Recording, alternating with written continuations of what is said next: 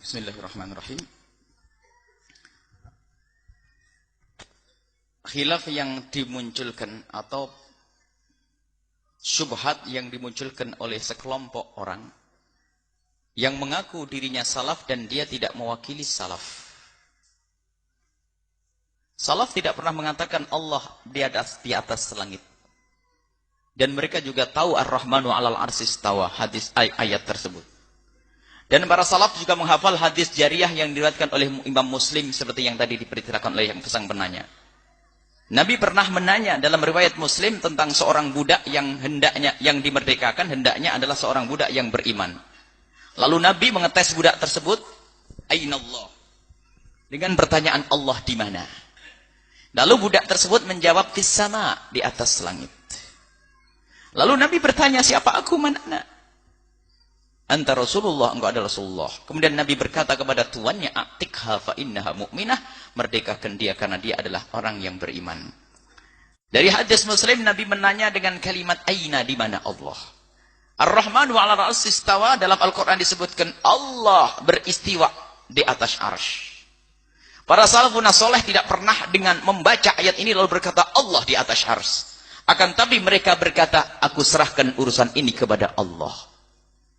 Namanya tafwid. Karena apa? Arsy adalah makhluk.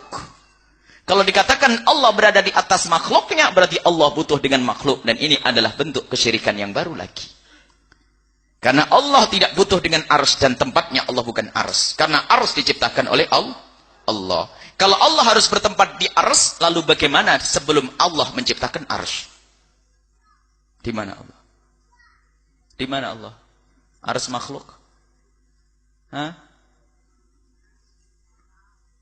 Dan Allah ada tidak butuh tempat. Adapun hadis yang jadi Ar-Rahmanu 'ala ra'sy istawa, Allah beristiwa di atas arsy. Para ahli hak berkata istiwa Allah lebih tahu, saya tidak tahu.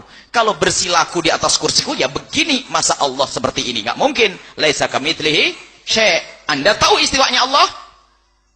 Enggak tahu. Ya sudah, kenapa Anda mereka-reka harus duduk di atas arsy? Allah beristiwa di atas arsy. Beristiwa, siapa yang mengatakan bertempat? Istiwa bukan bertempat. Beristiwa di atas arsy. Dan istawa sendiri maknanya ada 7 makna. Ada berkuasa, ada berini, ada bersemayam, ada macam-macam makna istiwa. Lalu makna yang mana untuk Allah? Makna yang cocok untuk Allah adalah serahkan kepada Allah. Jangan ambil makna yang cocok untuk manusia. Nanti akan merusak makna istiwa itu.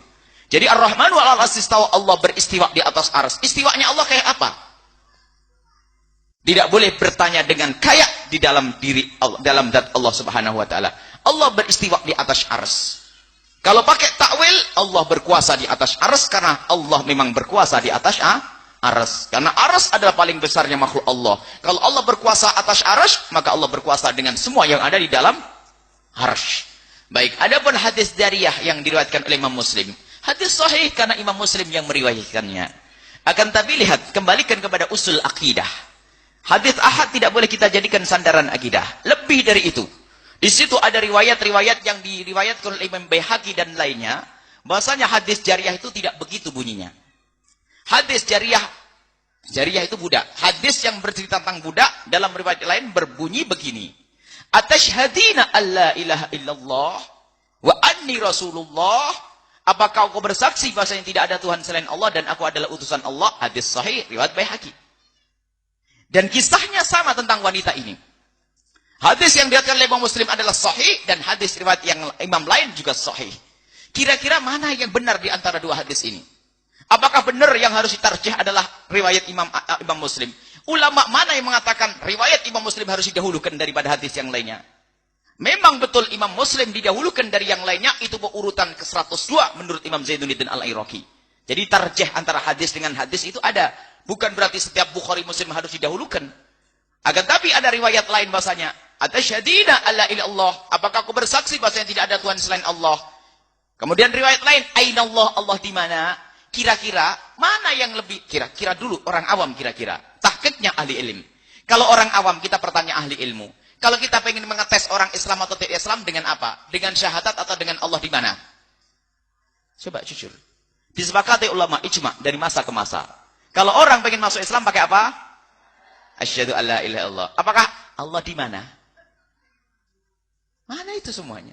Allah di agak-agak. Makanya dari inilah ulama mengatakan hadis yang diriwayatkan Imam Muslim adalah maknanya, makanya hadis riwayat sahih, tapi maknanya adalah tidak sesuai, maka ditinggalkan ini riwayat. Kita pakai riwayat yang benar, apa itu? Atasyhadina alla ilaha illallah wa anni Rasulullah. Engkau bersaksi tidak ada Tuhan selain Allah. Apakah kau bersaksi bahwasanya tidak ada Tuhan selain Allah dan aku adalah utusan Allah? Dia menjawab, ya, aku bersaksi tidak ada Tuhan selain Allah dan Nabi Muhammad engkau adalah utusan Allah. Maka ini riwayat yang diambil. Cuman anehnya sebagian orang senang dengan riwayat itu, memang dia itu adalah anak keturunan orang Mujassimah, mengatakan Allah berjisim dan bertempat, dan itu paling susah dibenarkan. Seolah berhujjah dengan riwayat hadis sahih Muslim. Akan tapi riwayat lain mengatakan seperti itu. Atasyhadina. Kemudian kebingungan mereka akan terbaca. Allah itu ada di atas arsy. Terus disodorkan ayat. Innallaha bikulli syai'in muhit. Allah meliputi segala sesuatu. Lalu gimana gambarannya? Allah meliputi segala sesuatu. Muhitun bikulli syai'. Muhitun bikulli syai'. Ayat bunyi, gimana ayatnya bunyinya? Wallahu bikulli syai'in muhit. Allah meliputi. Jadi, bagaimana mana Allah meliputi? Dia bingung. Jadi ada aras makhluk yang paling gede, Allah ada di sini semuanya. Kemudian ada lagi. Dalam hadis sahih. Allah turun ke langit bumi, ke langit, ke sama'id dunya, ke langit dunia, setiap sepertiga malam akhir. Gimana turunnya? Gimana? Masuk gitu? Bagaimana? Coba. Karena dari asalnya salah sudah bingung. Kalau kita tidak. Kita selagi sesuatu yang seperti itu kita serahkan kepada Allah. Jangan banyak ditanya. Kalau pengen kita jelaskan pada orang awam, takwil. Takwil artinya apa? Allah berkuasa atas ars. Kemudian Allah turun di sepertiga malam. Rahmatnya yang diturunkan oleh Allah secara khusus. Bukan Allah turun dari mimbar kayak begitu. Bukan. Makanya kalau akidah yang benar enak. Karena dia akan salah. Allah ada di atas ars. Sampai kebingungannya imamnya yang katanya muhaddis, dia tersesat dalam takwil. Dia anti takwil. Para Asy'ariyah adalah ahli orang batil, ahli sesat karena telah mentakwil ayat-ayat Al-Qur'an. Ternyata dianya masuk dalam takwil yang sangat jauh dan sesat. Takwilnya apa? Kalau orang ngerti ilmu mantek akan tertawa. Mereka mengatakan membodohkan Asy'ariyah ini karena kedangkalan akalnya dan kebusukan hatinya. Maka tidak bisa faham Allah di atas arsy. Kenapa susah mengatakan Allah berada di atas arsy? Arsy itu adalah paling besarnya makhluk Allah. Kemudian Allah ada di ini. Setelah arsy namanya makan, yang namanya makan adami. Makan adami katanya seorang muhaddisnya itu. Jadi ada makan namanya makan adami. Orang yang ngerti dunia mantek paham. Adam itu apa sih? Adam itu tidak. Bukan begini, ini Adam. Jadi Allah berada di makan adami. Allah yang maha ada berada di tempat yang tidak ada. Nyambung enggak otaknya? Coba ini dituliskan. Allah fil makan al-adami. Jadi ada aras, setelah aras itu makan adami Allah di situ. Karena apa? Kalau Allah dimakan yang wujudi, Allah diliputi oleh sesuatu. Dia tidak mau mengatakan Allah diliputi sesuatu. Tapi Allah meliputi sesuatu. Bingung dia. Dan ini adalah kedangkalan di tangga. Sederhana. Memang mohon maaf diingatkan tim. Kalau bisa bulletin kita minggu ini sudah terbit masalah ini. Kalau memang ada itu. Kita adalah remeh itu. Para salafun saleh mengatakan serahkan urusan ini kepada Allah. Jika anda mendengar tangan Allah, jangan kebayang seperti tanganmu. Serahkan urusan ini kepada Allah. Kalau mulai kebayang Allah seperti manusia, hilangkan Allah tidak seperti itu. Itu kesyirikan. Berhala yang kau buat di otakmu sendiri. Ini mujassimah itu. Sederhana bagi mereka itu. Karena berangkat dari kedangkalannya. Kemudian menyalahkan orang Asy'ariyah. Padahal kalau dikejar mereka bingung dan bingung. Mereka tidak mau takwil. Kemudian apa? Hajar aswad yaminullah yusaffih bi ibadahu. Hajar aswad adalah tangan kanannya Allah. Berjabatan tangan dengan umatnya, dengan hambanya, dengan hajar. Oh, tangan Allah hitam begitu. Ada memang orang apa ya? Tidak enak bahasa kasar itu. Jadi aneh mereka itu. Mereka tidak mau takwil. Nasullaha fa'ansahum. Kan dalam Al-Quran? Nasullaha fa'nasiyahum. Ya. Nasullaha fa'nasiyahum. Nasullaha mereka lupa kepada Allah. maka Allah melupakan mereka. Ayo, Allah punya sifat lupa? Ini kurang ajar. Kalau ahli akidah sahih yang benar mengatakan, maksudnya Allah melupakannya, Allah membiarkannya. Maksudnya, dulu lupa kepada Allah waktu di dunia, maka waktu di akhirat apa? Tidak akan dihukum oleh Allah Subhanahu wa taala. Jadi ada Allah penipu. Yukhadi'una Allah walladzina amanu. Mereka menipu, tapi kata wallahu Allah yang menipu. Allah menipu. Innalillah. Jadi adalah nanti kalau dikejar kesesatan mereka itu banyak sekali karena apa? Tidak mau takwil.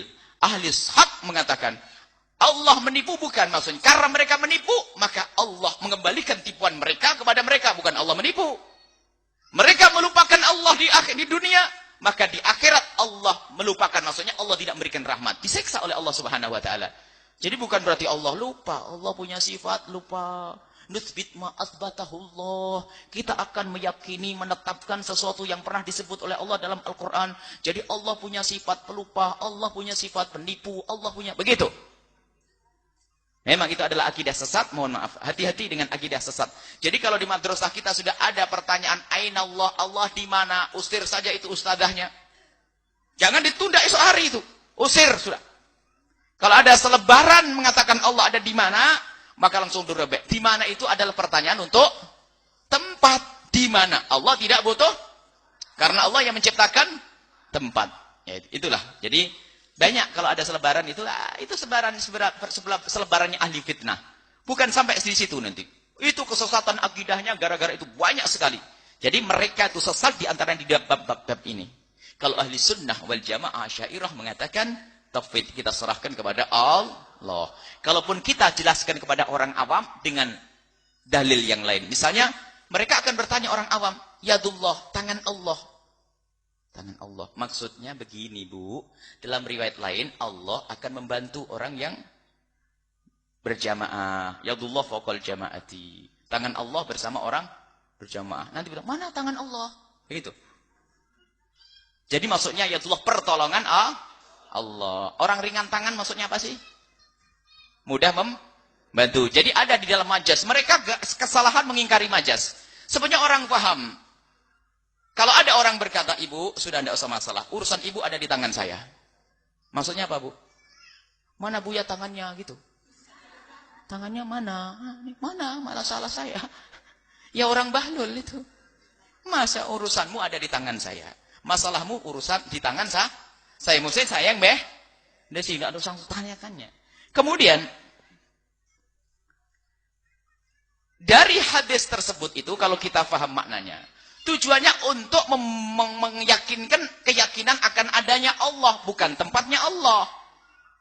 Jadi pertanyaan yang disampaikan Nabi itu adalah untuk mengetes dia yakin Allah ada, yakin percaya kepada Allah atau tidak. Sekarang pertanyaannya, baik riwayat Ainallah atau riwayat yang atasyadina, pertanyaan Nabi itu untuk mengetes dia percaya kepada Allah atau mengetes tempatnya Allah? Percaya Allah. Kalau mengetes tempatnya bukan iman itu. Coba tanyakan kepada dia. Ini ngetes percaya kepada Allah atau ngetes